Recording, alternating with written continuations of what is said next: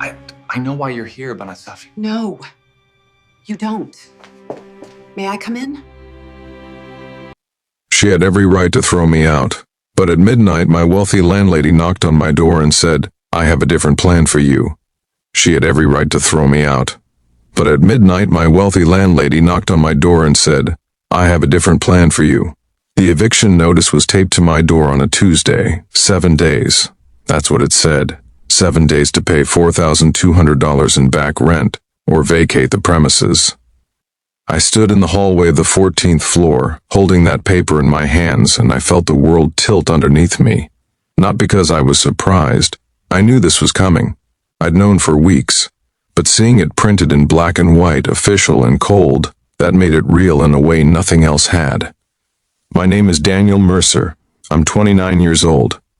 14 months ago, I was a junior architect at one of Chicago's most respected design firms. I had a salary, a $401K, a plan. Then the company restructured. They cut 30% of the staff, and I was part of that 30%. What followed was a slow, quiet collapse, one I tried to hide from everyone, including myself. I'd been living in the Caldwell residences for 2 years. It was a mid-rise building near the river, the kind of place that looked expensive but wasn't. At least not when I moved in. When the building was purchased 8 months ago by a woman named Victoria Caldwell, everything changed. The lobby got marble floors, the elevators stopped breaking down, the trash chute stopped smelling, and the rent went up. I'd never met her personally. I'd seen her twice in the lobby. A woman in her early 50s, always immaculate, dark hair with a single streak of silver she didn't bother hiding. Cat-eye glasses that made her look like she was permanently evaluating everything. She moved through spaces like she owned them, which of course she did. I'd heard things. That she'd built her real estate empire from nothing, starting with a single duplex she bought at 23%, with money she'd saved from 3 jobs. That she was ruthless in business but fair, that she didn't tolerate excuses, but she respected honesty. None of that mattered to me as I stood in the hallway at 8 p.m., crumpling her eviction notice in my fist. I went inside. I sat on the edge of my bed. I opened my laptop and stared at my bank account, $214.38. I did the math I'd already done 100 times and got the same answer. There was no solution. I'd applied to 47 jobs in the last 3 months. I'd had 6 interviews, 2 second rounds, 0 offers. The market was brutal, and my confidence, which had never fully recovered from being let go, showed up in every room I entered. I didn't sleep that night. At 11:47 p.m., someone knocked on my door. I assumed it was my neighbor Marcus, who sometimes came by to borrow coffee. I opened the door in sweatpants and a wrinkled t-shirt, my hair a disaster, and found myself looking directly at Victoria Caldwell. She was wearing a gray cashmere robe tied at the waist. Her glasses were on. Her expression was unreadable. "Mr. Mercer," she said, not a question. "Miss Caldwell." I straightened instinctively like a soldier snapping to attention. I got the notice. I know I owe. May I come in?" I stepped back. She walked in and looked around the apartment the way people look at a painting, taking it in, forming a quiet opinion. It was clean. I'd always kept it clean. There were architectural sketches pinned to the wall above my desk, a half-finished scale model of a building on the kitchen table, books stacked in careful towers. She stopped at the model, leaned in slightly, studied it. "You built this?" "Yes, ma'am. It's a conceptual design, mixed-use development, 15 stories, passive energy systems integrated into the facade. It was a personal project, something I worked on when I had time between job applications." She looked at me over the rim of her glasses. "Sit down, Mr. Mercer." I sat. She remained standing, which felt intentional. "I've reviewed your file," she said. "You've been a model tenant for 2 years.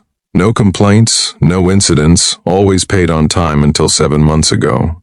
She paused. "I also looked you up. I know where you worked. I know what happened to that firm."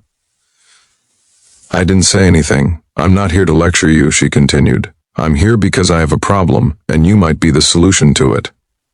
She glanced again at the model on the table. I purchased a warehouse property in Pilsen 6 months ago. I want to convert it into a mixed-use residential and community space. My current architect has been delayed. He's dealing with a family medical situation and won't be available for at least 4 months.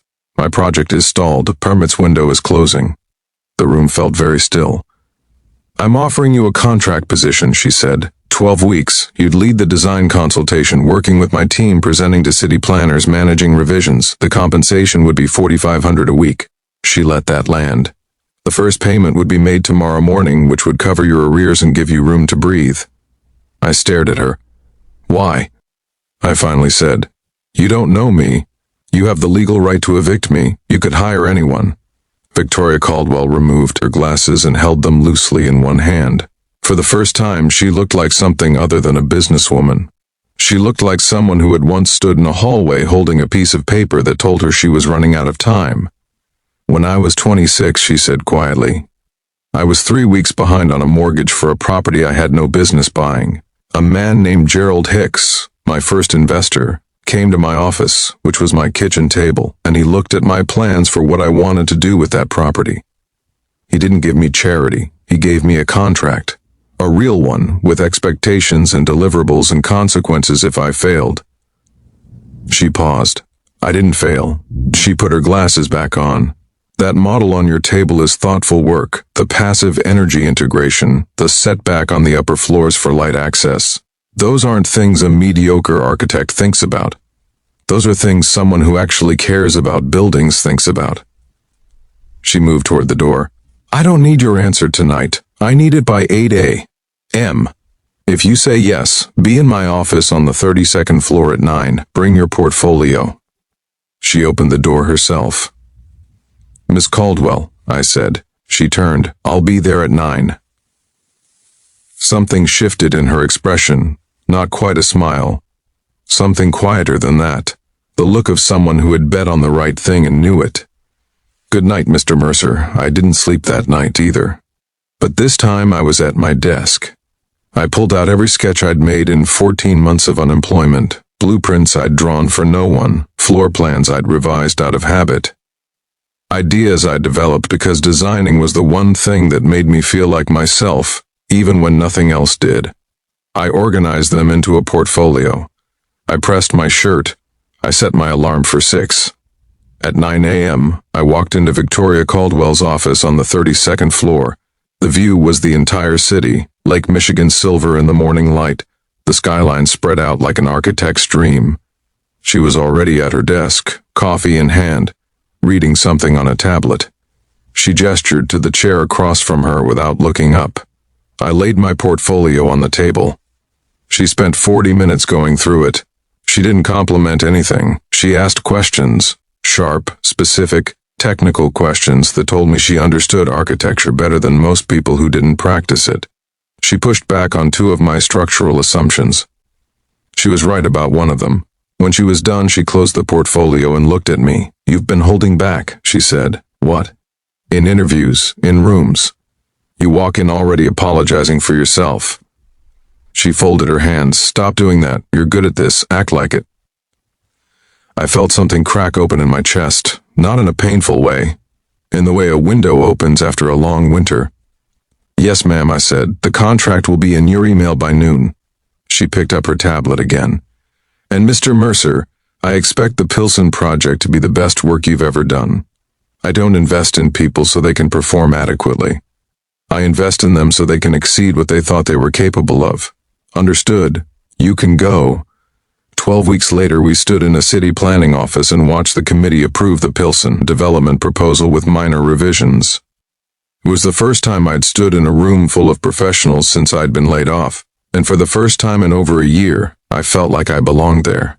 Not because someone had rescued me, because I'd done the work, because the proposal was genuinely good, energy efficient, community integrated, economically thoughtful, because I had stopped apologizing for myself, like she told me to. Victoria shook the committee chair's hand. Then she turned and looked at me across the room, and gave me that same quiet look. Not quite a smile, but something better. Recognition. After, in the elevator on the way down, she said, My lead architect is returning in 6 weeks. but I'm expanding into 3 new markets next quarter. I'll need a full-time design director. The elevator opened. Think about it, she said, and walked away. I thought about it for exactly 4 minutes, then the first called her assistant and said yes. Sometimes people ask me how my life changed. They expect me to say it was the money, or the job, or the opportunity. But the truth is simpler than that. A woman who had no obligation to see me, really see me, knocked on my door at midnight and looked past the eviction notice and the wrinkled t-shirt and the bank account with $214 in it, and saw the model on my kitchen table. Saw what I was still capable of even when I'd forgotten it myself. That's what changed my life. Not charity, not luck. Someone choosing to look closer when it would have been easier to look away. If this story moved you, share it with someone who needs to be reminded your current chapter is not your final chapter.